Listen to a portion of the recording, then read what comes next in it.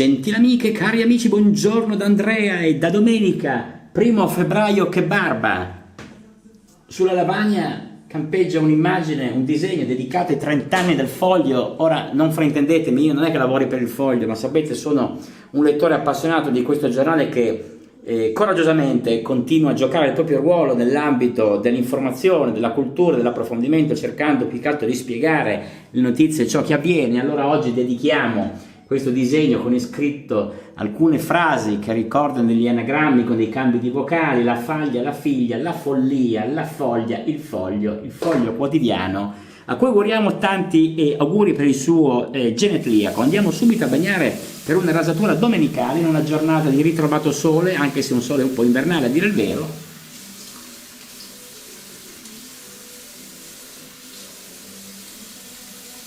Non si può dire che i giorni della merla abbiano in questa parte dell'Italia portato temperature così basse. In realtà ieri sera per questi luoghi avere 5 gradi era una temperatura bassa, la giornata era già luminosa ieri. Andiamo subito col Down of Glory, salutando l'amico Alessio Herrera che mi ha in bundle tempo fa omaggiato di questo ottimo prodotto liquido dei Goodfellas, che andiamo a presentare in tutta la sua fluida, diciamo, untuosità, nel senso è un prodotto che un po' lascia sulle mani una parvenza di scivolosità, che deve essere quello che poi favorisce il taglio del nostro rasoio. Andiamo ancora, vedete, le mani risultano decisamente lucide dopo l'applicazione. È sempre bello come predisposizione dare anche una massaggiata al viso prima di dedicarsi al montaggio della crema. Vi spero bene. Oggi abbiamo nel sottofondo una radio siciliana che è nascosta, si chiama Radio Sole, alzando il lenzuolo, lo vedete, nascosta qua dietro. Fra un po' rimuoveremo anche il foglio commemorativo per dare qualche notizia di quello che è accaduto in questa settimana.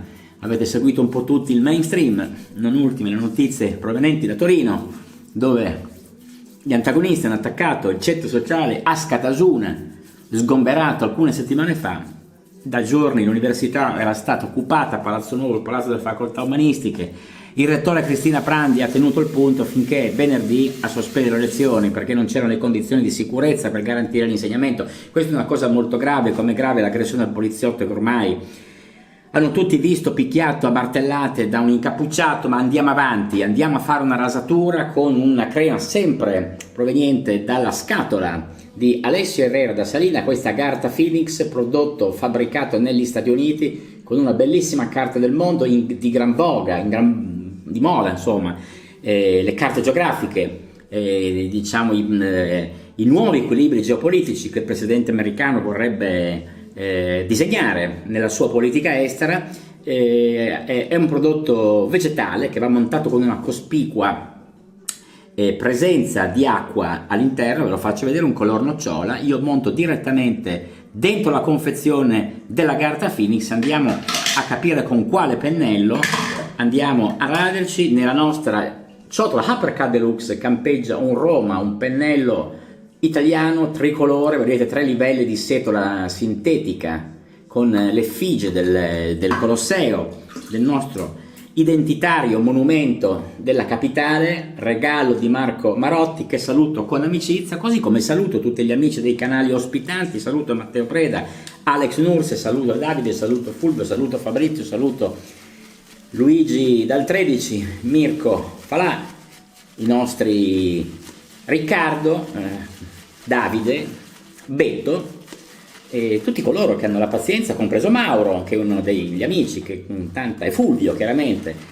che con tanto impegno, insomma, e tanta pazienza dedicano parte del loro tempo, della loro domenica o dei giorni successivi a visualizzare i video. Spesso vedo che le visualizzazioni, andando a guardare anche un po' per curiosità, vengono spesso effettuate in piena notte, quindi quando si è tranquilli, quando le case sono spente, quando anche l'ultimo programma della notte è superata l'una, e dopo linea notte, diciamo che è l'ultima cosa che io guardo su Rai 3 prima di prepararmi, diciamo, ad andare a letto, insomma. Ed è il momento però più interessante dal punto di vista dei pensieri, perché la notte dei pensieri la cantava anche Michele Zarrillo, ma senza volere chiaramente portare sull'ambito musicale la nostra rasatura di oggi, nonostante ci avviciniamo al Festival di Sanremo, dove ci saranno alcune novità. alcuni duetti, alcune cover. Comincerà il 24 di febbraio, naturalmente per lasciare spazio libero, bagno molto questo pennello come consigliatomi dai rasatori più bravi, e per dare spazio dal 6 febbraio alle Olimpiadi invernali di Cortina. E ci vedremo nella puntata successiva, che sarà l'8 di febbraio. Mentre abbiamo caricato il pennello di responsabilità oltre che di crema vegetale a Garda, andiamo subito a preparare la nostra rasatura, cercando di predisporre. Sentite, vedete come questo prodotto è sinceramente molto troppo asciutto, molto sapone prelevato dalla confezione, ma chiaramente impossibile da utilizzare. Quindi andiamo a riempire, andiamo a bagnare moltissimo il nostro pennello aggiungendo acqua copiosa. Oggi vi spero nelle migliori condizioni, chi andrà allo stadio, che porterà i bambini al mare, no, al mare non credo, o magari ancora in montagna, chi resterà a casa, chi leggerà delle fiabe se ha dei bambini piccoli, chi invece non avrà niente da fare, passerà la domenica stravaccato sul divano, una gamba di qui e una gamba di là, ed è un'ottima occasione per spesse volte approfittare di queste domeniche pomeriggio per rilassarsi, così come è interessante andare a partecipare ad eventi.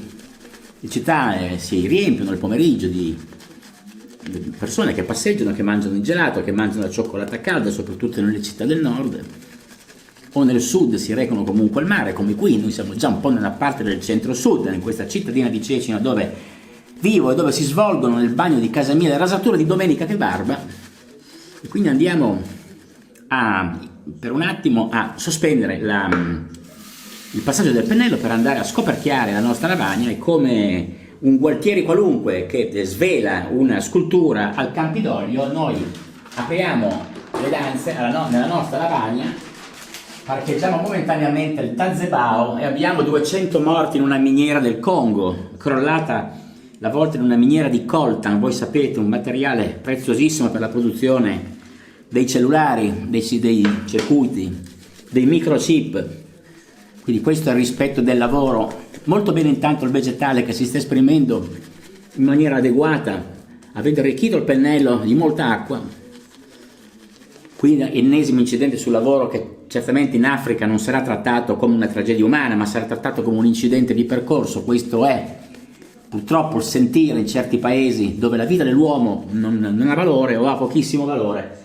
Ice che dice, ecco, Ice che dice, si riprende una canzone di Zucchero. In realtà avete visto le manifestazioni a Milano, dove anche degli americani al Castello Sforzesco, perché solo Milano può esibire, oltre che i milanesi, dei manifestanti americani, perché è una città internazionale, hanno detto no all'ICE, così come a Minneapolis un fiume di gente dopo la morte di Alex Pretti, l'infermiere italo-americano, che pare fosse stato peraltro ripreso a tirare un calcio e sfondare il faro di una di queste auto. Questo certamente non giustifica il fatto che poi si sia fatto uso delle armi da fuoco per annientarlo, per ucciderlo. In ogni caso si è parlato di questa forza che dovrà governare sulla sicurezza degli atleti americani, quindi Calenda, anche lui nel suo momento di ricerca di visibilità, ha condannato la presenza di questa formazione di qualcuno l'ha chiamata neonazista. Avete visto il signor Bovino con quell'impermeabile stile nazista che camminava per le strade in testa alle sue soldataglie. In realtà si tratta di una forza che è presente in 50 paesi del mondo, ma ha diversi ruoli, non solo tanto quello di contrastare l'immigrazione illegale, contro la quale io sono assolutamente schierato. Non si può tollerare che gli immigrati possano nei paesi fare ciò che vogliono, delinquere, non essere identificati, e quindi certo questo non giustifica una repressione armata e una pulizia etnica, ma attenzione, non confondiamo il solito buonismo mentre andiamo a vedere con che lame ci taglieremo, oggi ci raderemo, scusate, la barba, non ci taglieremo, ci faremo la barba. Queste sono delle Derby Premium ceramiche, Derby in cofanetto nero. Andiamo ad estrarre il cartoncino dalla confezione, andiamo a estrarre una lame molto buone. Si tratta, scusate, ci vedo non benissimo senza le baricole, Chromium Ceramic Platinum Stainless, quindi si tratta di lame particolarmente efficienti. Andiamo a vedere se c'è un po' di cola in questo involucro che normalmente ospita alcuni punti di hot melt, che sono prodotti di colle termofusibili che tengono insieme la copertura della lama e servono a mantenere l'oggetto, in questo caso l'acciaio di una lama da barba, e sentiamo un po' decola, eccola qua, si sente in maniera evidente e si può evidenziare sui 4 punti dell'incarto e anche sulla lama che evidenzia in 4 punti. Vi faccio vedere, vedete quei punti opachi, sono i punti di hot melt, eccoli qua. Quindi andiamo a scegliere, anzi abbiamo già scelto, andiamo a presentare il rasoio, che è un Miele R89, un prodotto utilizzabile da tutti in qualsiasi momento, in qualunque condizione, anche se si ha un po' di fretta.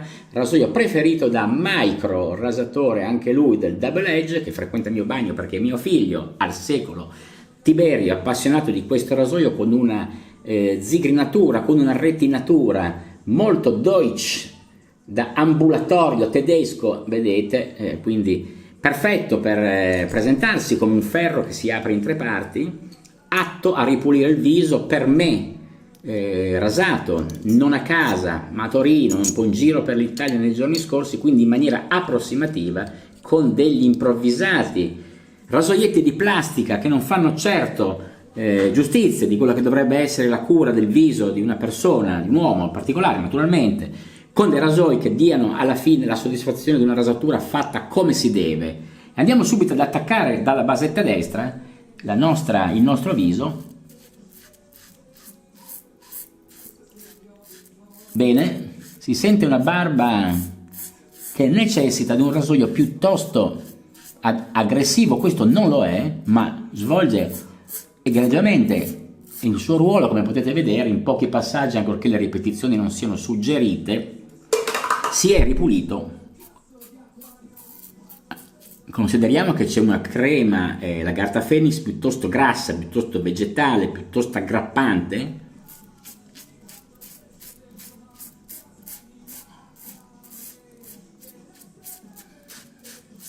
Zonamento.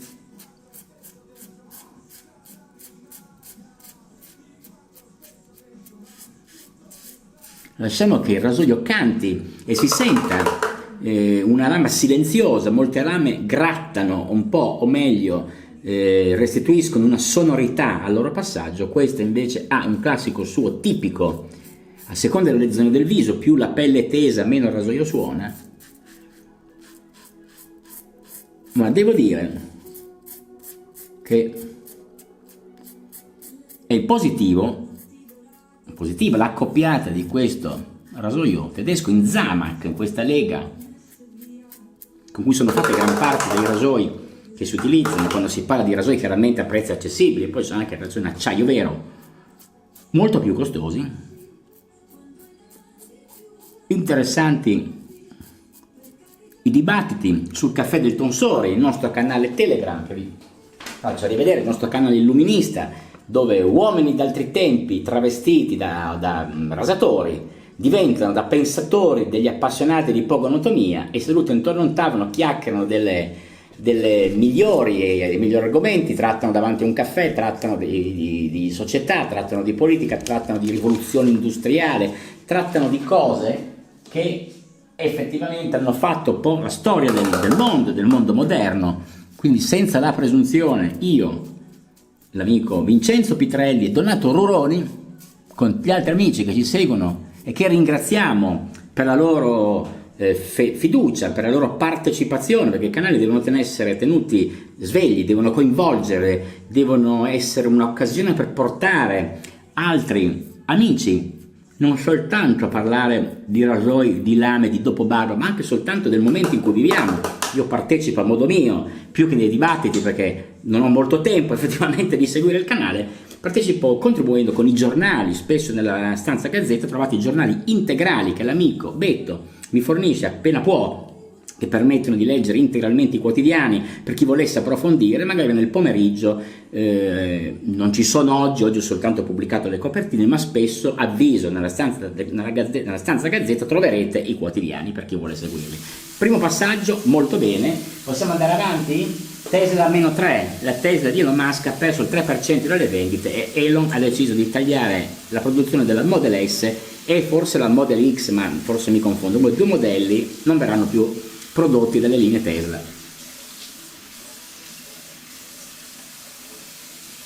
Figura inquietante quella inquietante, abbastanza variabile, quella di Elon Musk, che inizialmente amico di Donald Trump, ricorderete, è stato il fautore del successo della sua campagna elettorale, che l'ha portato per la seconda volta alla Casa Bianca, salvo poi distaccarsene per diverse visioni. Non si sa se il distacco sia stato poi strategico politicamente, mediaticamente.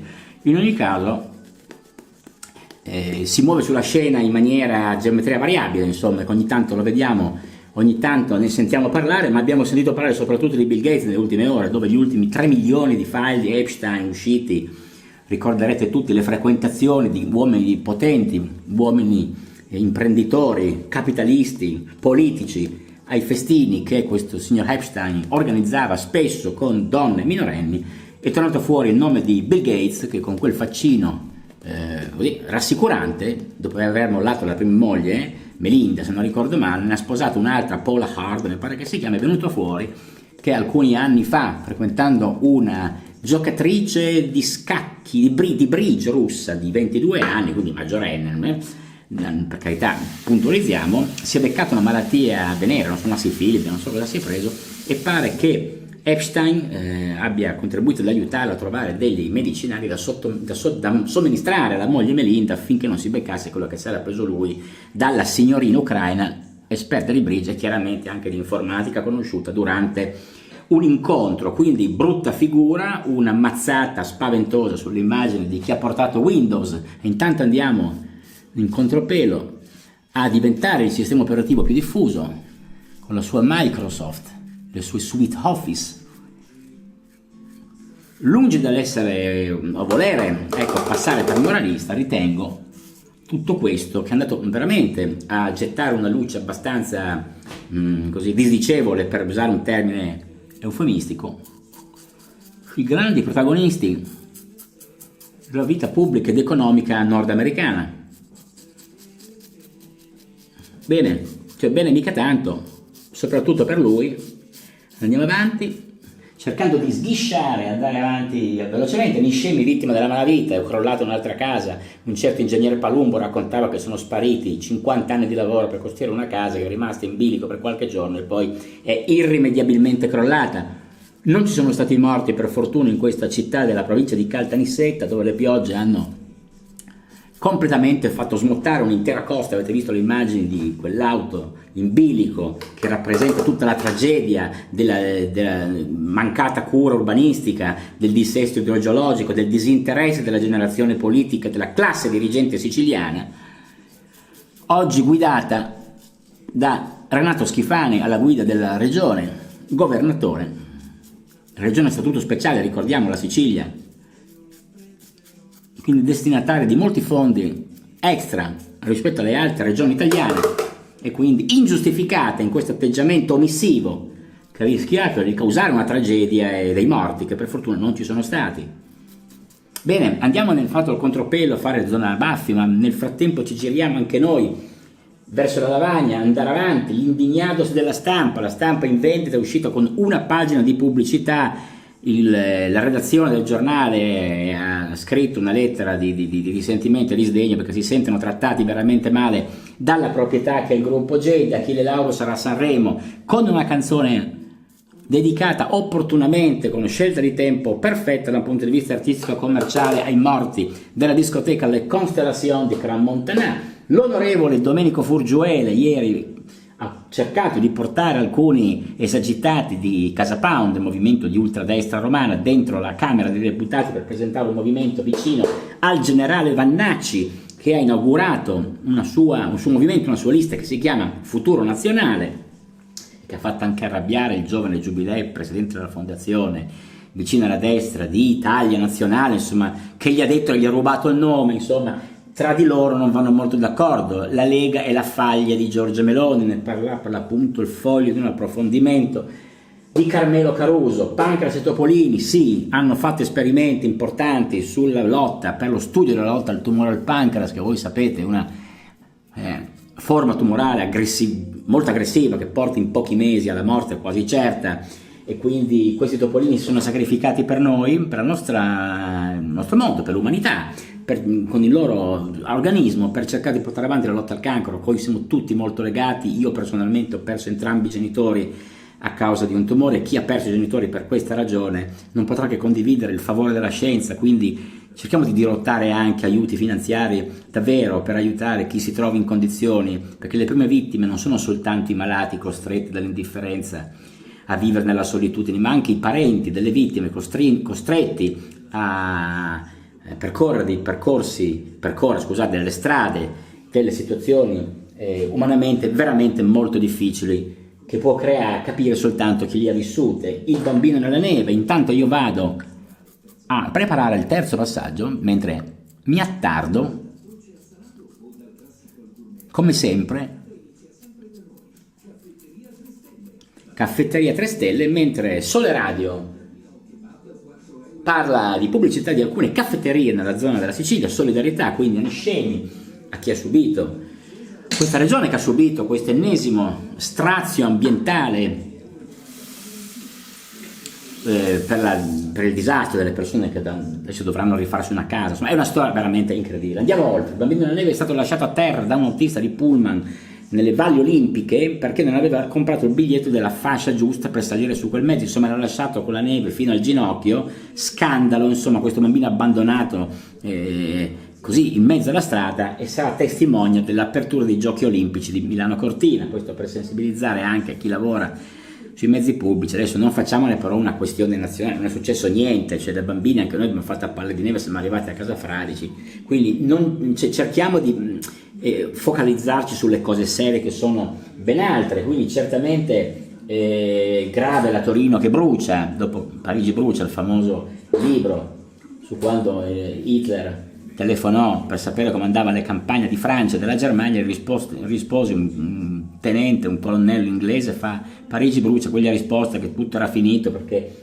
era fallita la campagna di Francia. Brucia chiaramente Torino per le vicende che abbiamo letto delle manifestazioni. Riapre il valico di Rafah tra Egitto e Israele, abbiamo la nave Lincoln, la portaerei con una serie di attrezzature militari incredibili, pronta ad attaccare l'Iran, dove sono in corso ancora uccisioni da parte dei guardiani della rivoluzione. Insomma, situazione gravissima all'interno dell'area petrolifera del Golfo, perché questi sono gli interessi che muovono naturalmente tutta la macchina del Ministero della Guerra, così è stato rinominato da Trump il ministero che si occupa per l'appunto della sicurezza. Abbiamo l'argento che dopo un balzo gigantesco, $100 l'oncia, è finito a meno 18% l'altro giorno, così come l'oro sono un po' scesi di valore. E poi abbiamo l'Angelo Melone che avete visto, è stato restaurato una parte di una cappella in piazza San Lorenzo in Lucina, centro storico di Roma, dove per anni c'è stato lo studio personale di Giulio Andreotti, e soprattutto è conosciuto per quello, dove in questa basilica un restauratore ha rifatto un angioletto che è venuto fuori con la faccia di Giorgia Meloni, la quale ha detto: non ho certamente la faccia da angelo. Quindi questo per chiudere la querelle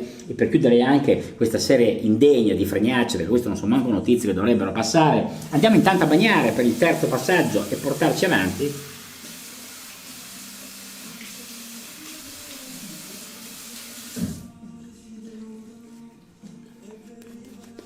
Abbiamo Achille Lauro per l'appunto in radio, e l'ultimo highlight sono gli italiani che nel 2025 hanno comprato 3 milioni di libri in meno rispetto al 2024, quindi non è una bella notizia.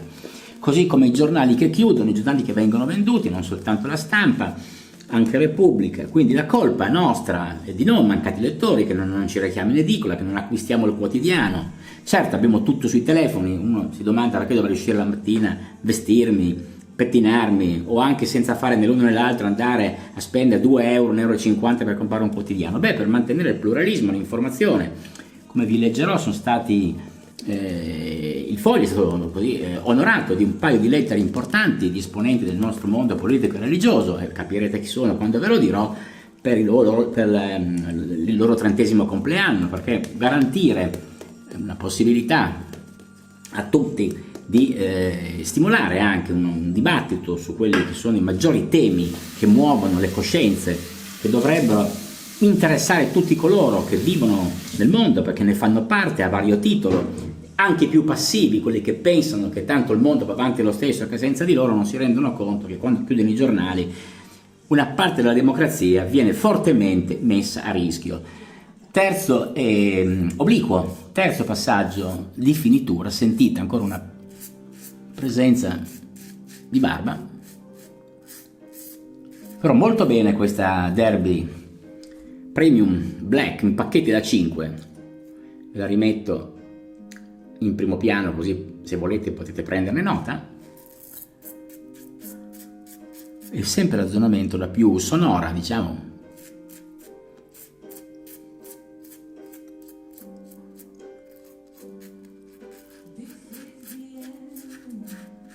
Molto bene, questo è il passaggio più interessante per fare la finitura, per completare la rasatura della domenica, che richiede maggiore cura, come cantava Franco Califano nella sua canzone Tutto il resto è noia. Sempre attenzione alla zona lappi, qua. E io direi che a questo punto possiamo considerarci sbarbati in maniera completa. Andiamo subito a sciacquare con acqua fredda per chiudere i pori e poi procedere successivamente un breve accenno ai quotidiani. E rieccomi con il consueto asciugamano ormai notissimo con cui tamponiamo un asciugamano in spugna, mai strofinare. Ricordiamo, solo tamponare, mantenere, se si ha ancora del tempo da spendere, un pochino di umidità sul viso, di modo che la pelle non si debba asciugare in maniera troppo repentina. E come promesso andiamo a dare uno sguardo al foglio che è uscito anche venerdì, non soltanto sabato in edizione weekend, per i suoi 30 anni, quindi partiamo da alcuni appunti che abbiamo sottolineato importanti. Il Sinodo tedesco, atto finale. Si è aperta ieri a Stoccarda la sesta e ultima assemblea sinodale tedesca. Per chi fosse appassionato di questo argomento, in pratica le domande che sono state fatte hanno portato alla fine alle dimissioni, all'allontanamento del sinodo, in particolare della teologa Katharina Wester-Hostmann, che è stata ricevuta da Papa Leone. Chi fosse interessato, Matteo Mazzuzzi approfondisce in questo articolo in cui dice: in gioco c'è il significato di cosa sia la Chiesa, una comunità mondana di persone affascinate da Gesù o la comunità fondata da Cristo. È un articolo abbastanza lungo, come tutti gli articoli che il Foglio affronta in una pagina intera, ma soprattutto nel contenuto, se volete potete leggere. Sergio Mattarella, ecco qua il brindisi per i nostri 30 anni, vedete il presidente che si è congratulato col direttore Claudio Cerasa. In 3 decenni di vita il Foglio ha saputo conquistarsi nel non facile panorama editoriale italiano il suo spazio di voce critica. Sin dal suo esordio il Foglio si è caratterizzato come giornale d'opinione grazie a una veste grafica e alla innovativa scelta dei contenuti, proponendo sempre con assertività e disponibilità al confronto una prospettiva mai scontata. Non ve la leggo tutta, è breve perché sono due quarti di colonna, però insomma vale la pena di ricordare che così è stato. Mentre Noi Foglianti, una storia per appunti, qui Maurizio Crippa, uno dei 2 vice direttori del Foglio, che racconta di quando hanno cominciato, in che situazione si trovavano anche da un punto di vista organizzativo. Veramente è stata una banda corsara quella che ha fondato questo giornale.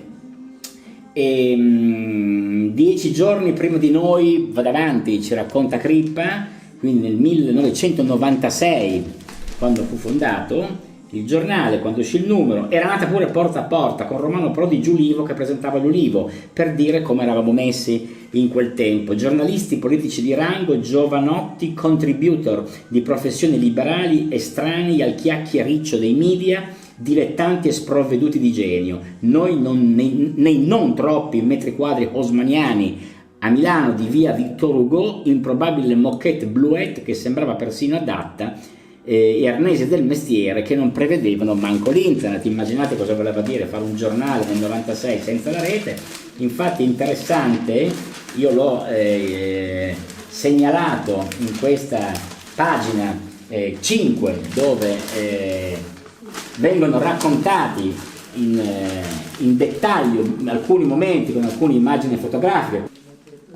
Nell'immagine Giuliano Ferrara, direttore del Foglio, con Papa Ratzinger, e Maurizio Crippa racconta la posizione del giornale, che ancora oggi è con l'Occidente, con Israele, con i piedi in Europa e la testa libera contro tutti i moralisti. con ironia, bei compagni di strada, le follie e le nostre versioni di Barney, con l'ottimismo di chi non teme nemmeno l'intelligenza artificiale. Ricordo che il Foglio esce in edizione AI, mi pare il martedì, parte del giornale è scritta interamente dall'intelligenza artificiale. È molto interessante andare a vedere che cosa può produrre l'AI nella costruzione di un quotidiano, e racconta sempre Crip: fummo e siamo, questo su Ulas è una frase di Giuliano Ferrara, primo direttore, un gruppo di energumeni ottimisti, di splendide ragazze molto capaci, il che è vero, perché le ragazze del Foglio, Paola Peduzzi, Giulia Pompili, Annalena Benini, sono tutte ragazze molto simpatiche, bravissime, molto attente al loro ruolo e molto capaci nello svolgere la loro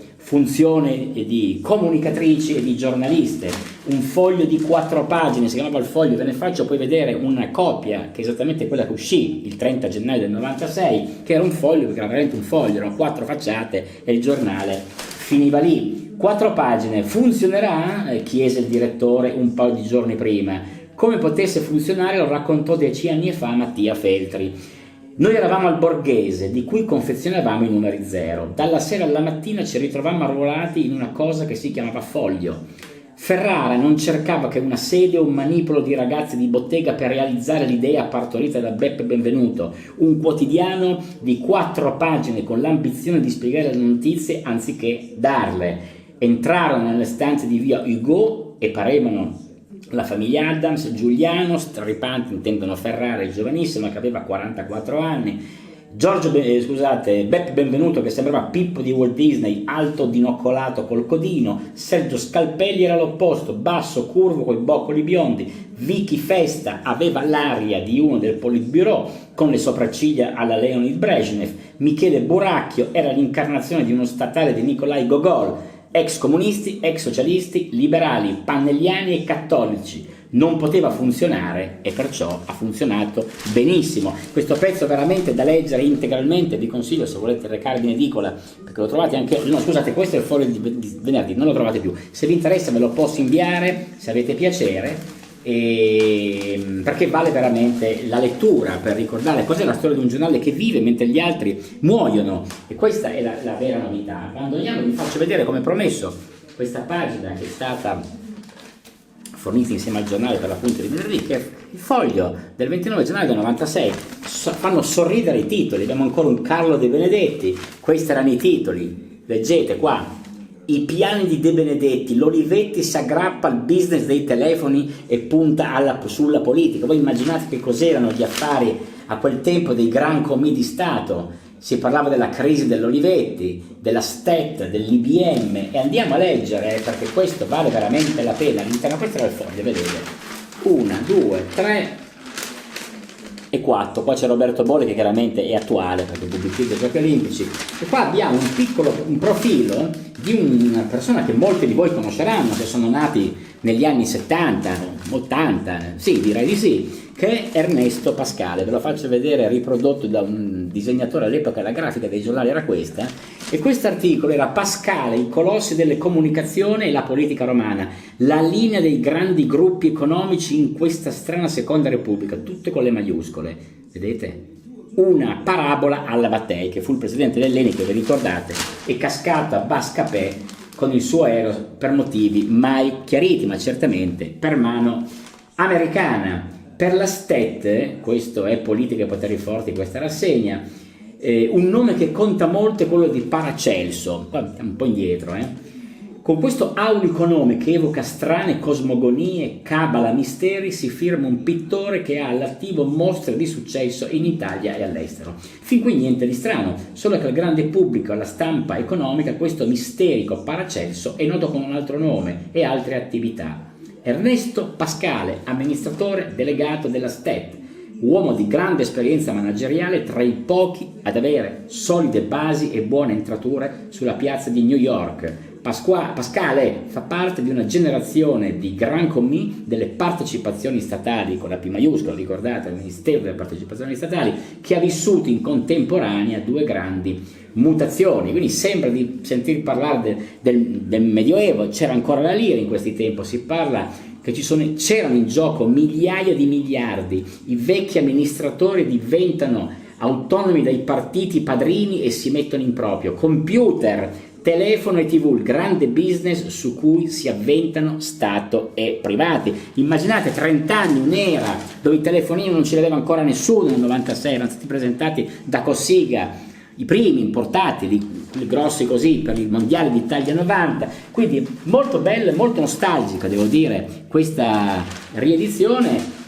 Sempre nel Foglio è uscito il Foglio Arte, ma nulla a che vedere con la sua storia, però segnalo in questo caso, queste sono 4 pagine dove si parla della storia, la versione di Giancarlo Politi, dall'infanzia nell'Umbria contadina agli incontri fortuiti. La sua vita è stata una scommessa, conversazione sulla creatività e sul coraggio, e parla che era nato a Trevi, una frazione di campagna con 100 abitanti. Vengo da una famiglia poverissima, dice quasi subito, talmente povera che in casa non c'erano libri, l'unico che ho visto da bambino era Santa Rita da Cascia. Fine. Poi chiaramente Roma lo attira, comincia la sua carriera, Roma diventa inevitabile, il centro di tutto, studia scienze politiche alla Sapienza, male con voti minimi, ma intanto vive nei luoghi dove l'arte accade davvero. Roma nei suoi racconti non è mai monumentale, ma una città affamata e intensissima. Via Margutta, Piazza del Popolo, il caffè Menghi, le mogli che lavorano per sostenere gli artisti che scambiano quadri per pasti o che vendono opere per pagare una settimana di affitto, e le alleanze feroci. Quindi immaginate cos'era il mondo dell'arte in questi primi anni 60, direi. Arrivavo a Roma, dice lui, e non mangiavo per una settimana, poi magari vendevo un quadro e mangiavo per 10 giorni. Burri, famosissimo artista di Città di Castello, è una figura centrale non solo artisticamente. Politi lo conosce scrivendo una recensione per la Fiera Letteraria. Nasce un rapporto fatto di rispetto e di durezza. E dice: Burri era coerente fino alla ferocia. Quando vendette le prime opere per andare a Parigi non le firmò, e quando gli chiesero la firma disse: con 200.000 lire volete anche la firma? Voi immaginate? E fa un divertente teatrino in cui a un certo punto emergono storie molto lontane e proprio per questo rivelatrici. Il famoso Fontana della tela col taglio, ricordate, che fece un successo enorme, una tela bianca con uno strappo. Venne chiesto a quest'artista, che viene liquidato con una frase memorabile, e Politi chiede a Fontana: come ti è venuta l'idea del taglio? La risposta: la figa di Nanda. Politi ride, ma subito aggiunge: se togli le mutande all'arte cade tutto. Bellissimo, questi sono i contenuti. Vi segnalo solo un attimino questa mostra alla Fondazione Memmo fino al 12 aprile. Affrettarsi a rallentare, l'11° capitolo di Conversation Piece è un invito all'indugio come pratica artistica e politica. Tutte le mostre chiaramente che si tengono a Roma, Fondazione Memmo. Allora andiamo avanti, andiamo a prendere invece il Foglio di ieri, che è quello weekend, con notizie un po' più fresche, perché sapete che esce per il sabato e la domenica. Altra copertina regalo con questi 30 anni, bella, ve la faccio vedere, sono belle queste illustrazioni. Nespolo, non so, no, Nespolo non credo proprio, ma 30 anni non si capisce chi sia, vi dirò perché non ho letto effettivamente chi è l'artista di questo Pinocchio ballerino. Ma andiamo subito, il giocoliere di Mimmo Paladino, scusate, per i 30 anni del Foglio, eccolo qua, ve lo metto se volete fare un fermo immagine e leggere, così potete leggere chi è l'artista, che ha dedicato questa bella copertina. E abbiamo il saluto e le congratulazioni del Papa per i nostri 30 anni, quindi dopo Mattarella anche Leone XIV, 23 gennaio 26, con piacere, caro direttore, rivolgo a lei e al lettore del Foglio i miei auguri per il 30° anniversario della nascita del giornale. In anni di così grande cambiamento, la presenza di un'offerta plurale nel campo dell'informazione, alla quale con il vostro lavoro avete contribuito, è stata ed è garanzia di libertà. Frasi molto importanti. Poi ci sono un pezzo, chiaramente, le ridicole ragioni del no. Qua Giuliano Ferrara, che non è più direttore da anni, oggi lo dirige Claudio Cerasa, questo quotidiano, ma Ferrara chiaramente è sempre l'articolista di fondo più di spessore. Chiaramente il referendum sulla giustizia vede il quotidiano schierato a favore del sì della riforma per la separazione delle carriere, mentre interessantissimo Caruso, che racconta questo fatto per l'appunto del generale Vannacci e dei suoi amici confluiti alla Camera, dove è successo di tutto. Fontana, presidente per l'appunto della Camera, ferma la conferenza di Casa Pound, che pure di destra, oltretutto è di Forza Italia, della Lega se non ricordo male. Urla Fontana, Forza Italia, controllate, non Fontana è governatore della Lombardia, parla del presidente della Camera dei Deputati. Urla e bella ciao, Lega a pezzi, Vannacci è il problema di Meloni.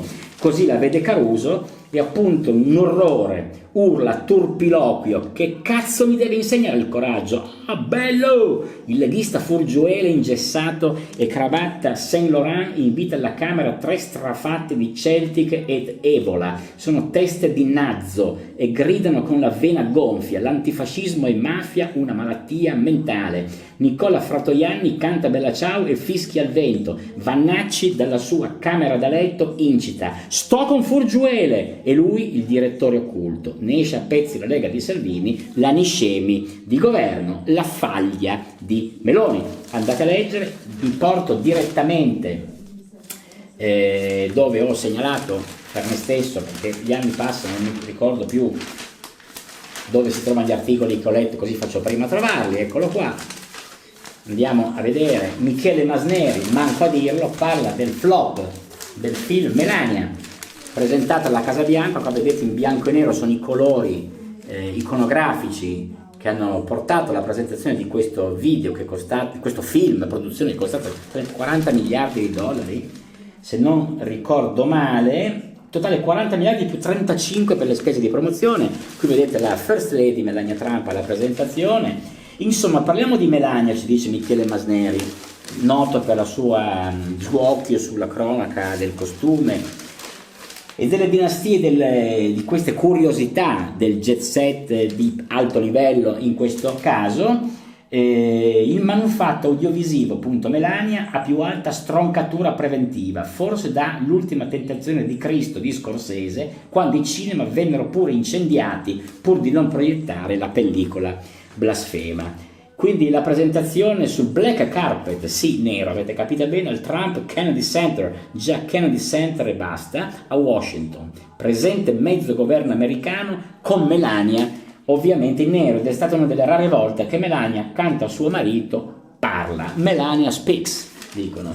Tariffario per questi film normalmente 2 o 3 milioni, qua invece parliamo appunto di 40 spesi. Poi abbiamo alcune riviste tipo IndieWire che commenta in senso molto critico e aspro questo film e dice: non si capisce una mazza di quel che dice Melania. Poi Variety, altro giornale, poi meme che paragonano Melania a un extraterrestre e a un visitor, tutto anche molto offensivo, per non parlare delle battute su Bezos, tra virgolette, riprendo: paghi per fare un Melania movie e non è neanche un porno? Immaginate, il film esce in 3.300 copie in tutto il globo, per chi fosse interessato. Da noi in Italia è distribuito in 74 copie da Eagle Pictures, e a Roma lo trovate al Barberini, al Cinema Adriano, e a Milano, rigorosamente fuori città, a Rozzano, a Pioltello, ad Assago e a Paderno Duniano. Il film è stato bandito in Sudafrica, forse per i rapporti fra gli Stati Uniti e questa parte del mondo non così idilliaci, e naturalmente in Minnesota, perché, dice Masneri, non è aria. Ma la tragedia nella tragedia, in bianco e nero, è stata la avant-première sabato scorso alla Casa Bianca. Quindi questa infausta serata che prevedeva pacchetti di popcorn personalizzati su leggiadro carrellino con scritto "Notti di cinema alla Casa Bianca", macaron e tortine, bretzel, copia omaggio della biografia Melania in versione deluxe in apposita scatolona, il tutto in bianco e nero come la grafica del film. Andate a leggerlo e poi, se qualcuno avrà voglia di andare magari a vederlo, anche per me, mi racconterà se valeva il prezzo del biglietto, non fosse altro per capire se queste stroncature sono effettivamente motivate. Ci buttiamo sul fondo e andiamo a chiudere, per non sottrarre altro tempo, questo grande paginone centrale, ecco, Good News is News, scritto dal direttore Claudio Cerasa. Non fosse altro, non perché l'ha scritto il direttore, ma perché è un articolo di approfondimento, e ha scritto anche un libro Cerasa che appunto che riporta di ripresa di questo articolo, che si intitola L'antidoto, libertà, ambiente e tecnologia, manifesto ottimista contro la dittatura del catastrofismo. Voi sapete che il Foglio a Firenze tutti gli anni in ottobre fa la festa dell'ottimismo a Palazzo Vecchio, dove io vado regolarmente, e quindi un giornale molto ottimista, cosa di cui c'è assoluto bisogno in tempi come questi. Quindi lui ci racconta che il tic più pericoloso del giornalismo è diabolico: valorizzare sempre le cattive notizie e nascondere sistematicamente quelle buone, ingranaggi da rompere. Questo è la sua mission. Il principio che guida l'algoritmo del catastrofismo non è legato solo alla logica del trauma. Una cattiva notizia, come un trauma, resta nella nostra retina più di una buona notizia. Il catastrofismo, l'allarmismo, il pessimismo sono alleati naturali di un modo preciso di raccontare l'attualità, che cerca di attirare i lettori spaventandoli, abusando del bollettino delle tragedie, e che cerca di creare interesse sul mondo terrorizzando chiunque provi a interessarsi del presente con una tecnica precisa e per certi versi genuina, che parte da questo presupposto: il modo migliore per mobilitare i cittadini a difesa dei valori democratici e mostrare un mondo destinato inevitabilmente a collassare su se stesso, e qualsiasi notizia positiva sulla contemporaneità rischia di rilassare il cittadino distraendolo dal suo senso del dovere. Immaginiamo, molto interessante questa analisi. Io questo libro penso che lo acquisterò. Vedete, il pessimismo è facile da comunicare, l'ottimismo informato richiede tempo, fonti, verifiche, impegno, costa di più ma vale la pena provarci. E avanti tutta con questo modo di ragionare per combattere il pessimismo, la negatività. Ci sono anche cose molto positive in questo momento piuttosto complicato, su questo non ci sono dubbi. E andiamo a chiudere, in conclusione, nella parte legata alla cronaca politica interna. Scendiamo un po' di livello dai temi della politica estera alla sensazione che oggi si ha del mondo. Andiamo a entrare nei palazzi della nostra politica italiana, palco, realtà e palazzo. Questa è la pagina numero 15 e c'è un Tajani attento, perché Calenda è stato invitato, e Licia Ronzulli, capogruppo credo di Forza Italia alla Camera, se non sbaglio. Calenda pensasse al suo partito, dice Ronzulli, un errore avergli dato spazio. Alice Ronzulli, senatrice, scusate, di Forza Italia e vicepresidente di Palazzo Madama, ecco qua mi ero sbagliato. L'avvicinamento del suo partito a Calenda non piace. Ieri il leader di Azione invitava Tajani a scegliere da che parte stare. Quindi pratiche di avvicinamento. Sapete anche di Carlo Calenda, simpaticamente ha detto a Giorgia Meloni che è una bella donna, questo non significa nulla, ma comunque l'ha detto, i giornali l'hanno ripreso con mio disappunto, perché si tratta sempre di notizie che non andrebbero comunque date. In ogni caso Calenda galleggia in quest'area con il suo pacchetto centrista vicino a Tajani, che è un centrista di nascita di DNA, e vedremo che cosa ne salterà fuori. Chiaramente invidie dentro Forza Italia cerca di tenere lontano. Poi riprende, e qua concludiamo il pezzo di Caruso, i nazi a Montecitorio, Vannacci il regista. Abbiamo detto, ne esce a pezzi la Camera come istituzione, ci dice Carmelo Caruso. È un orrore la parola remigrazione, è un orrore questa sala stampa della Camera ridotta a pitale, una sala che da inizio legislatura ha ospitato 2100 conferenze di ciabattoni, pornodive, rifattoni, cuochi, galleristi, poetastri, tassinari, odontroiatri. La conferenza si chiama Remigrazione, un altro marchio di Vannacci, forse avrà depositato anche questo, e la sponsorizza Furgiuele, l'onorevole, che colleziona abiti di sartoria. Alle 10:30 si presenta alla Camera, ma si trova ad attenderlo la Boldrini con la Stampella, Orfini, Bonelli, Fratoian, Scotto, Ricciardi, Baldino, Stuppo, Saracino, Richetti, Bonelli, Sensi e Cooperlo. E la nuova Brigata Giustizia e Libertà, solo che al posto della casa in collina c'è il caffè Giolitti a pochi metri, che sapete, con la gelateria davanti all'ufficio dei gruppi a pochi passi da Montecitorio. Ai giornalisti viene impedito di entrare in sala perché è stata raggiunta la capienza massima. Naturalmente è una scusa. Riccardo Maggi, voi sapete, l'occhialuto radicale, sempre pronto a combattere per i diritti della libertà, che ha sempre fatto il mestiere di radicale, mostra la foto di Matteotti, ricordate, ucciso dai fascisti a Roma. Cooperlo e Sensi hanno davvero letto i libri di Primo Levi, si dice, e il PD organizza cortei per l'Iran, ma vedere il Movimento 5 Stelle dare ripetizione di storia, sentire il partito fondato da Beppe Grillo, lui che dava a Rita Levi Montalcini della vecchia puttana, è come vedere l'avvinazzato che difende le virtù dell'acqua minerale. Questo è il tenore di quello che accade nei nostri palazzi. Ora andiamo a concludere con un aftershave, naturalmente, per completare, anche per dare un tocco veramente, ed è anche Eau de Toilette. Questo è il barocco di Donato Ciniello di Extra Cosmesi, un prodotto molto buono con una pompetta, con una base, vedete, di essenza che va miscelata, rendendo il prodotto leggermente torbido, nebuloso, per dare così il perfetto, conferire il perfetto mix a questo dopo barba piuttosto alcolico. Io vi assicuro che sembra di essere ancora nel Regno delle Due Sicilie, in senso positivo. Chiaramente un barocco siciliano, può venire in mente una città tipo Noto, una città tipo Ragusa, e con questo after che è anche Eau de Toilette, io concludo nella giornata di oggi il mio incontro con voi, ringraziandovi per l'attenzione, augurandovi una buona domenica da Andrea, e da domenica che barba! Ciao!